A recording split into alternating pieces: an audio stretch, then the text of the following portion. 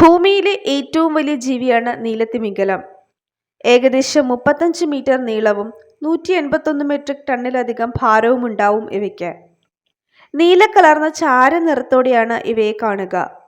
ശരീരത്തിന് അടിഭാഗത്തേക്ക് നിറം കുറവായിരിക്കും.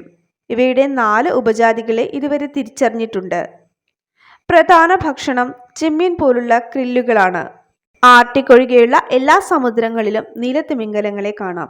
നീലത്തിമിംഗലങ്ങൾ ചിലപ്പോൾ ചെറിയ കൂട്ടങ്ങളായി കാണാറുണ്ട്, പക്ഷെ പലപ്പോഴും ഒറ്റയ്ക്കോ ജോഡികളായോ കാണപ്പെടുന്നു. സാധാരണയായി വേനൽക്കാലത്ത് ധ്രുവപ്രദേശങ്ങളിൽ ഭക്ഷണം കഴിച്ച് അവ ചെലവഴിക്കുകയും ശൈത്യകാലം വരുമ്പോൾ ഭൂമധ്യരേഖാ ജലാശയങ്ങളിലേക്ക് ദീർഘമായ ദേശാടനം നടത്തുകയും ചെയ്യുന്നു. നീലത്തിമിംഗലങ്ങളുടെ ശബ്ദങ്ങൾ അവയുടെ പ്രദേശം, സീസൺ, സ്വഭാവം, ദിവസത്തിന്റെ സമയം എന്നിവ അനുസരിച്ച് വ്യത്യാസപ്പെടാം.